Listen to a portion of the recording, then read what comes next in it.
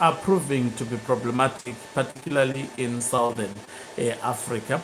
Tanzania is expected to go for elections on the 29th of October 2025, but looking at what the head of state in that particular country is doing, Madam Samia, she is going after opposition opponent, and the latest to be actually arrested is the opposition chairperson who was arrested whilst attending the trial of a senior leader in that particular country. It is said life is difficult, especially amongst the leaders of the opposition, as the leader of that country is seemingly seeking to uproot opposition and most probably contest on her own. Greetings and welcome on your lovely channel, the Hlonipani Global News. If you are watching us for the very first time,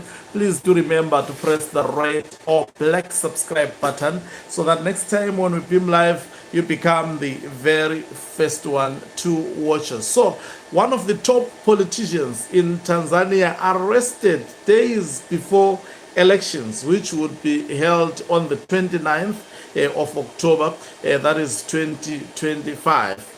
So I'll read a story where I took this from one of the online publications, authentic online publications, so to speak. It says, a senior official of Tanzania's main opposition party has been arrested amid a crackdown on dissenting voices ahead of next election.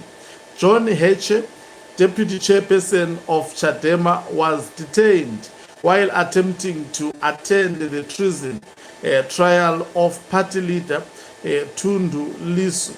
In a statement, Chadema alleges that the government planned to arrest senior party leaders and detain them until after the elections, which will take place on 29 October 2025. The government has not responded to this accusation.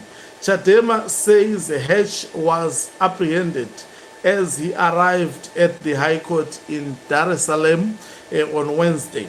The party also alleges that H is being transported to Tarime, a northern town more than 1,300 kilometers away from Dar es Salaam.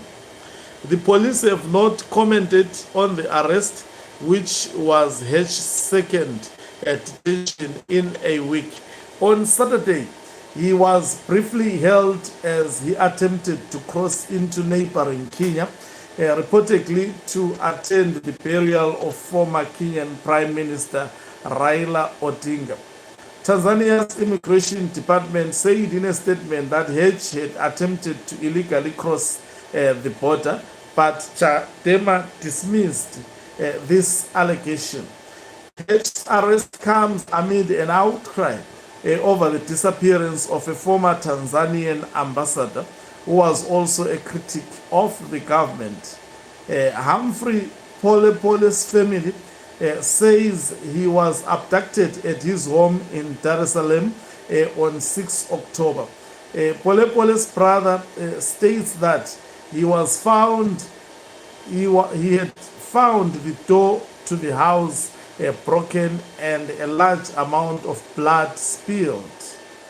President Samia Hassan is running for a second term, but this is the first time she has contested a presidential election as she took office in 2021 following the death of John Magufuli.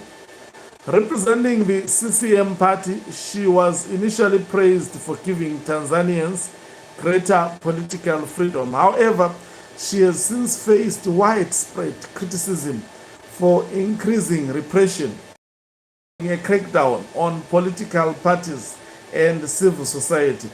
Chadema has been banned from participating in next week's polls, and its leader, Lissu, has been detained since April.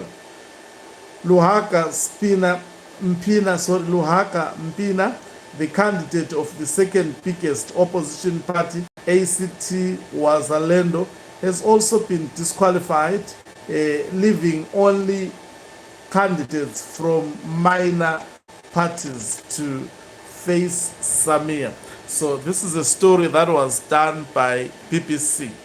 So you can see it's a very, very credible story of what Madam Samia is doing in Tanzania. Apparently, all major opposition political parties, it's either they have been disqualified from contesting the elections, that will be done in barely a week, or they have been arrested, and actually it is said that the government is looking forward to release them after elections. We've been seeing this woman president with individuals such as Wicknell Chivayo, and I think the influence of Emerson Tambutso Mnangagwa, particularly on SADC region, cannot be downplayed.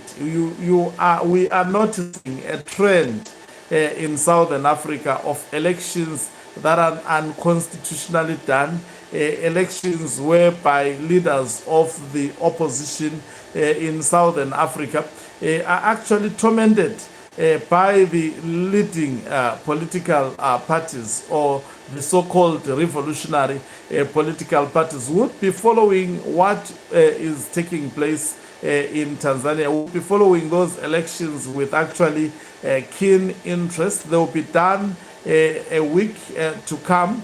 So definitely it would be our focal point.